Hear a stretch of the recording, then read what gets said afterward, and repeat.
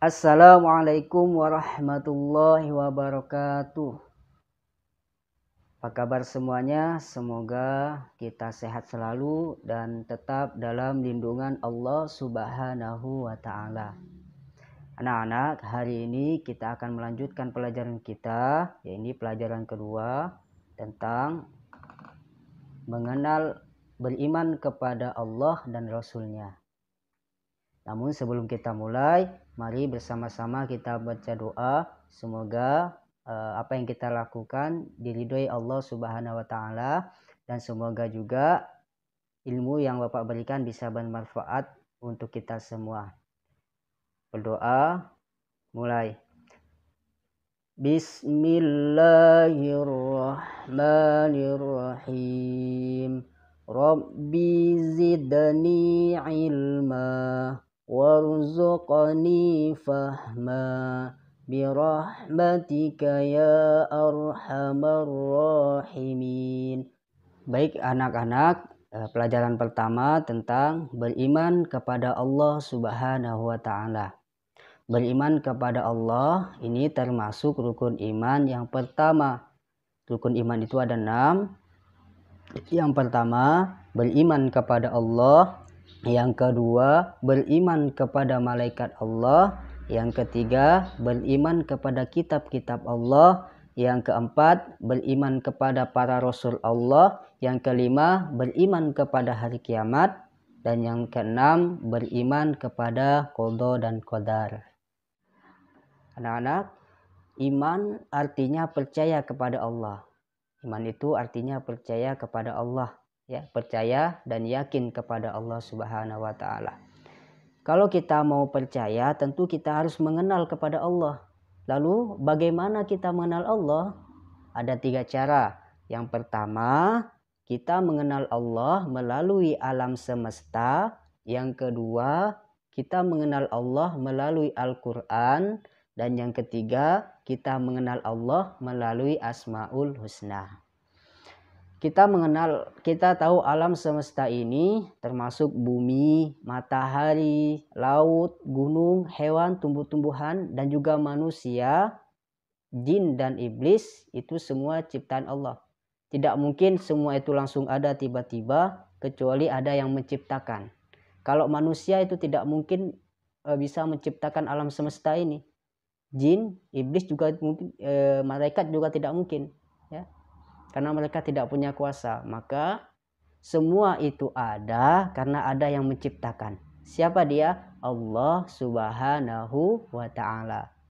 Bukti adanya Allah yakni adanya alam semesta.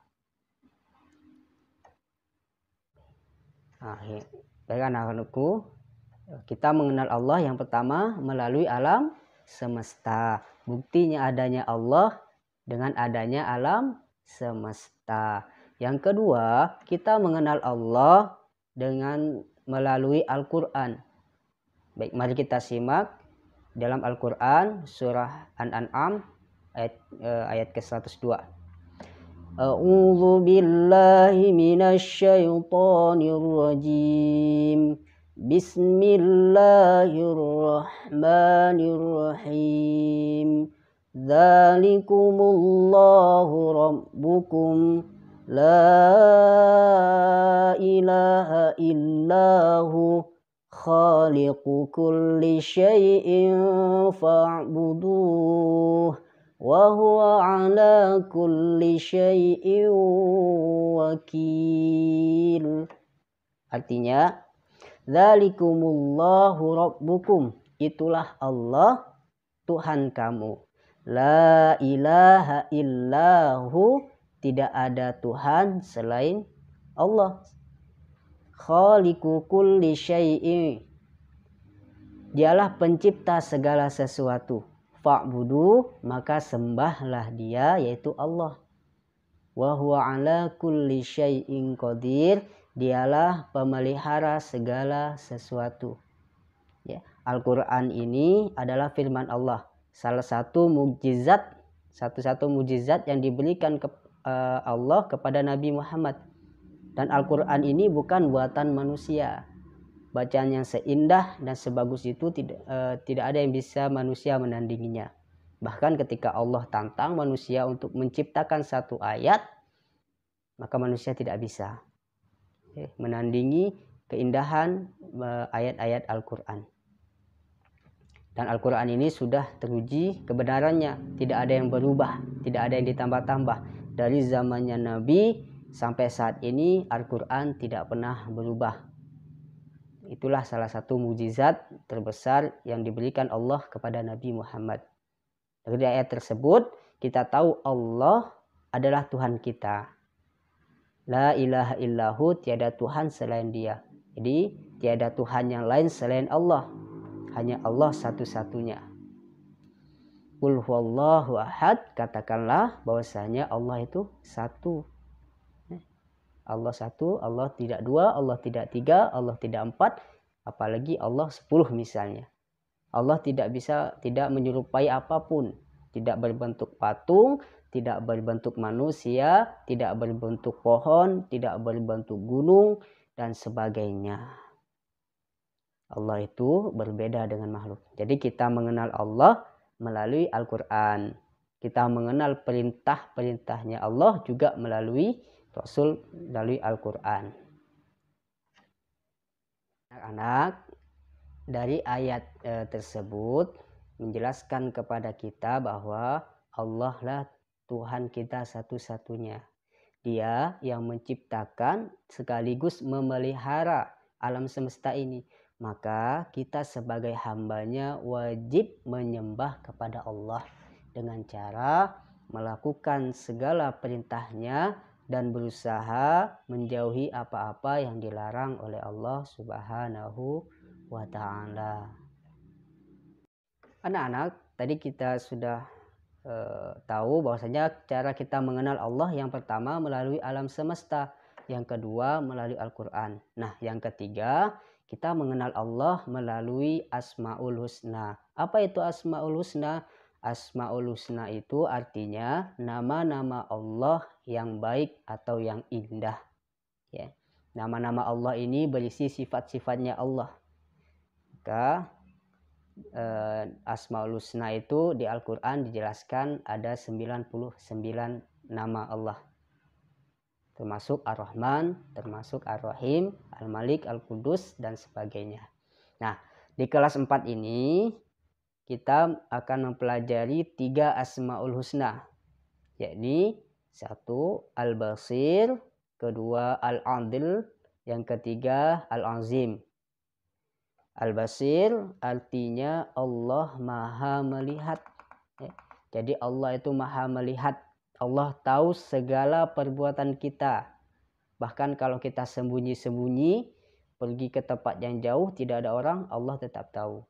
Bahkan semisalnya ada semut hitam berjalan di batu yang hitam, pada malam hari gelap gulita tanpa cahaya, tetap Allah akan tahu di situ ada semut. Tapi kalau manusia butuh cahaya untuk melihatnya.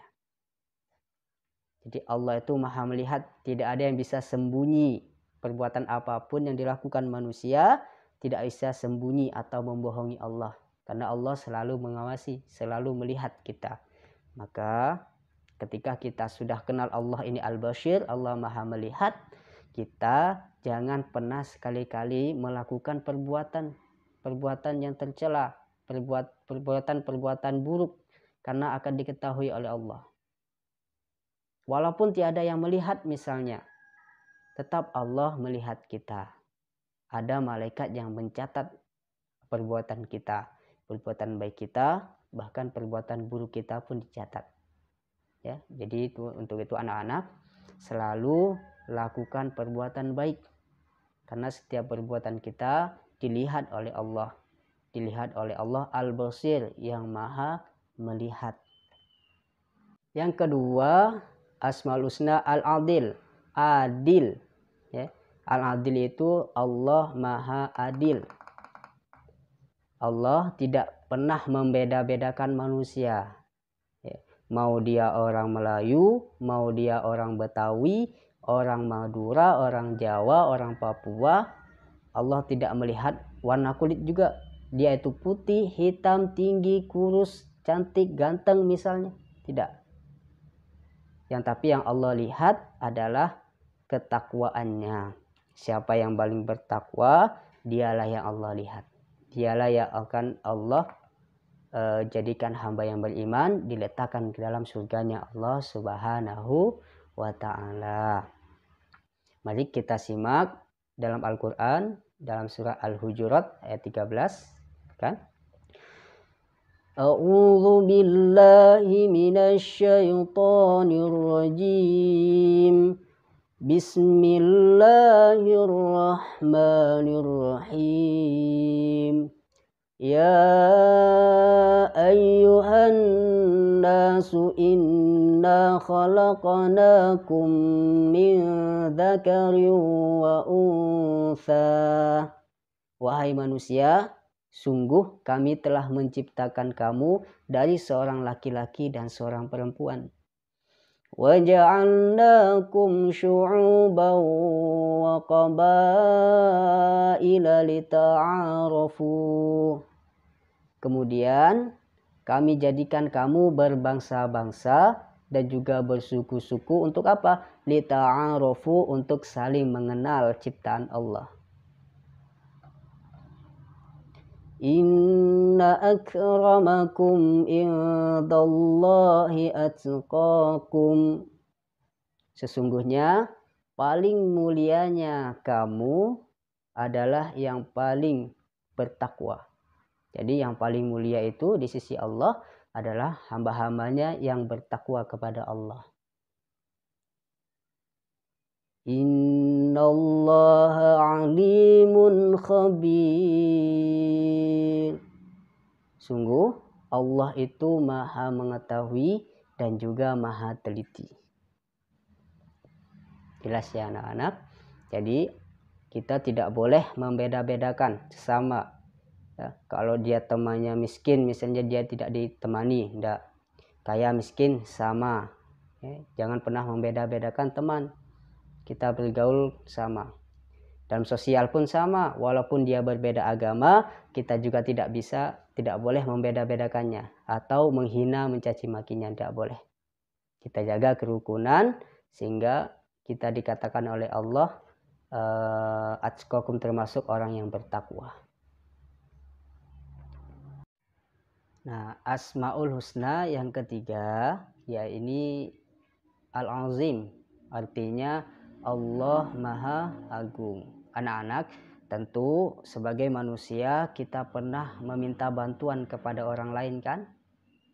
Entah itu kepada orang tua kita, entah itu kepada teman ataupun kepada orang lain.